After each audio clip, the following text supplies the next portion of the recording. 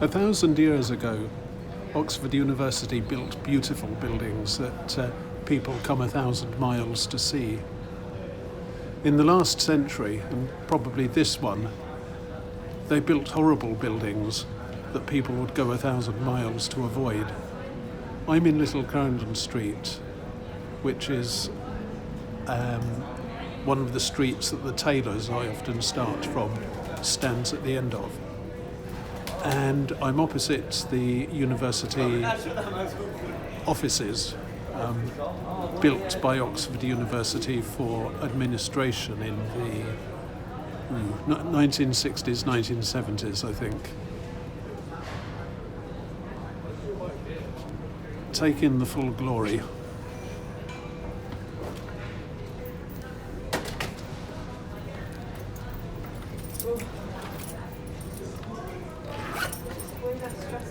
That's the undercroft of the building. That's it, we've already been through.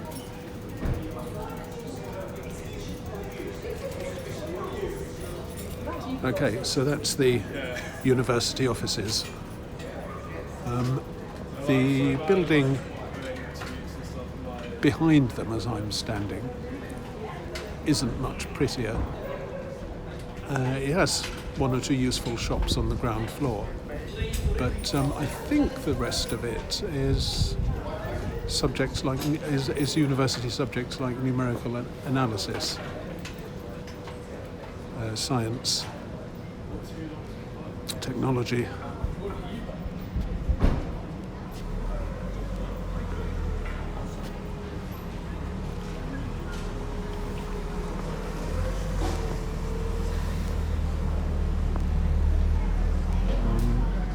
That is equally ghastly. That is Somerville College.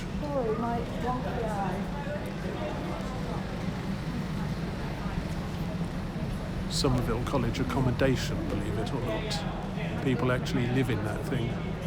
Because actually, I was going to say, I just tried phoning you. No, my mobile scene.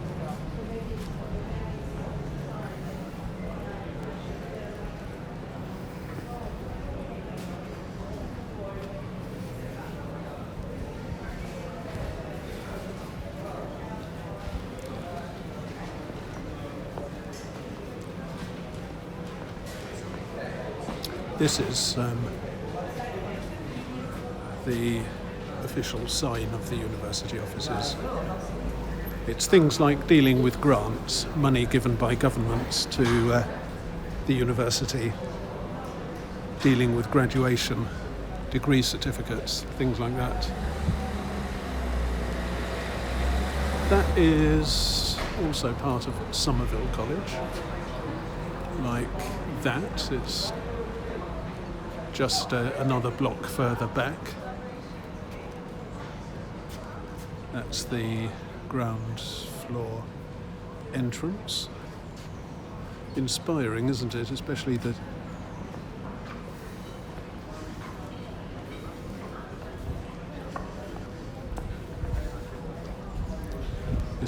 bike storage.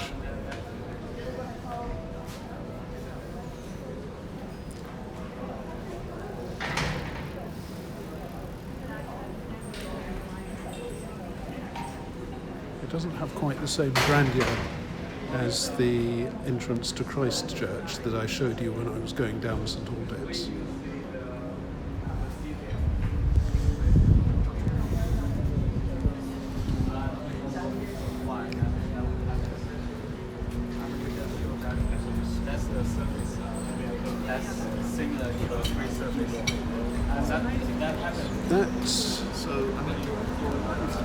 That is the university accommodation block, Wellington Square accommodation block. And that, I think, was built at about the same time as the university offices. Once again, late 60s or 70s.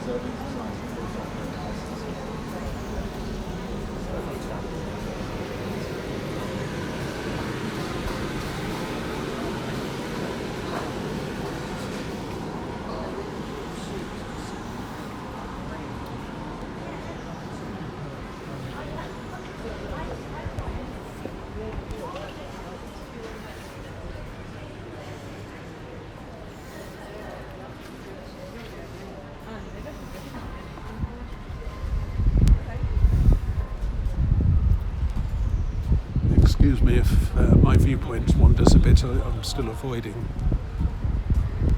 crowds on the pavement.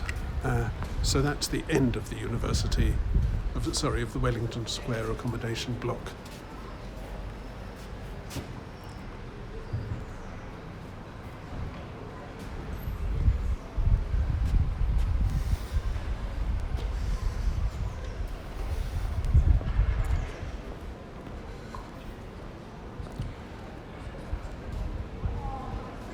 This is the grand approach to some internal stairway, which, according to the notice there, goes to a bin store.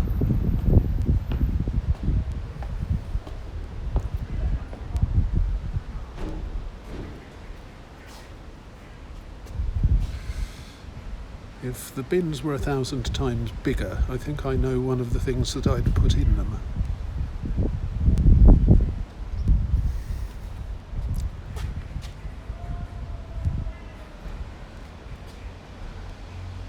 This is the same end of the accommodation block from inside the premises.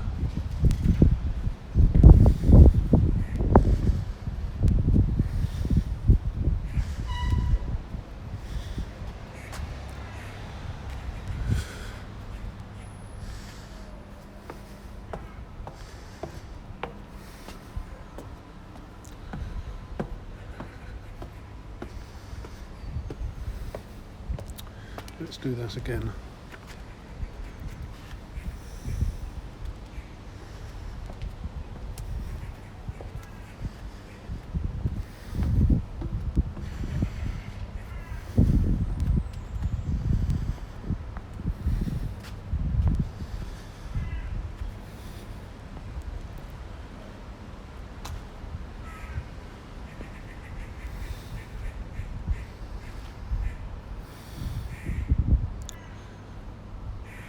Glorious.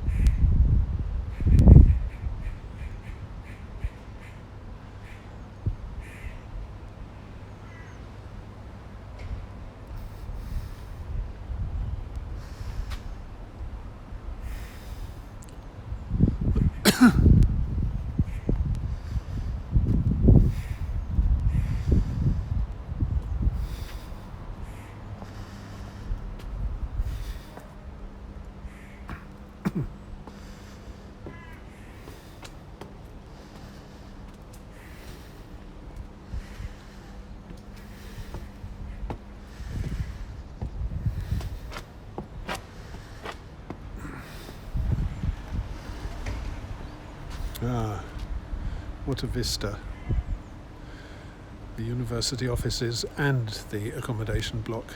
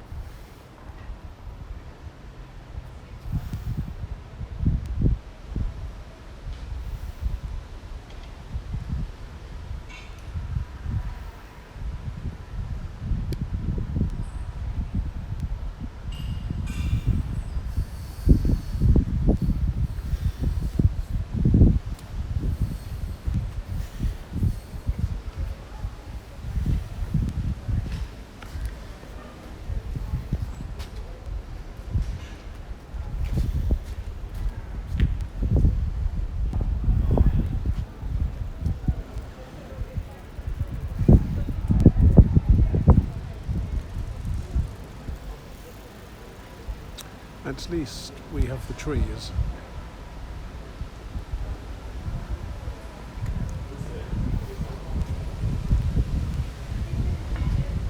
Either the university commissioned a particularly cleaning resistant brand of concrete, or they've never bothered to try and have it cleaned.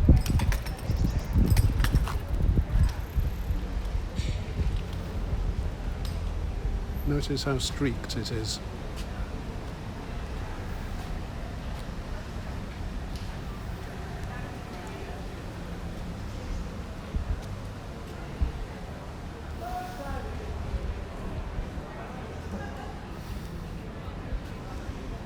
And back to Somerville.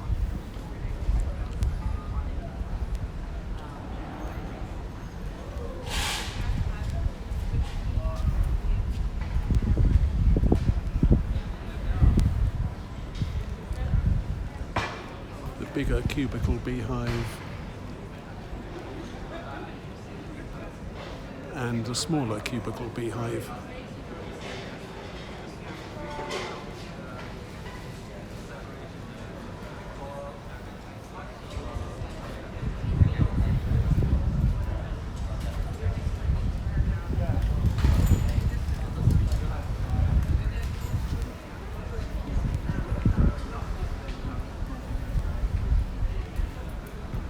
Not only does the university exhibit architectural brutalism, it has a particularly brutal philosophy when it comes to housing in another sense of the word.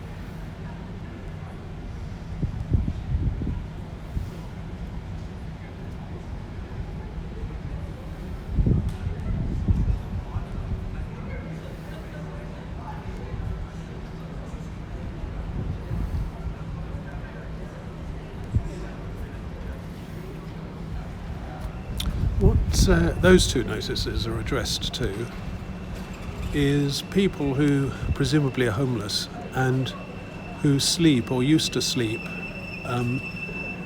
in sleeping bags and other pieces of bedding in this so-called Undercroft area, like there.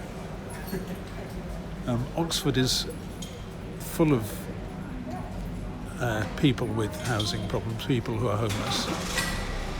And I think I showed you one guy sleeping under an overhang in the new Jesus College accommodation in Cornmarket Street. Well, there are many others. Some of them homeless through no fault of their own. Some have mental health problems that nobody seems to be willing to help them deal with. The second notice that I pointed at says, basically, get off this land because you're trespassing. If you don't, you'll be prosecuted. And if you want help finding accommodation, then the organisations whose web addresses are given will help you. I know people who have become homeless, and I also know that these organisations don't have any accommodation of their own, so they're very unlikely to be able to help. In fact, I know people who've been told by the council to sleep rough because the council couldn't find them anywhere.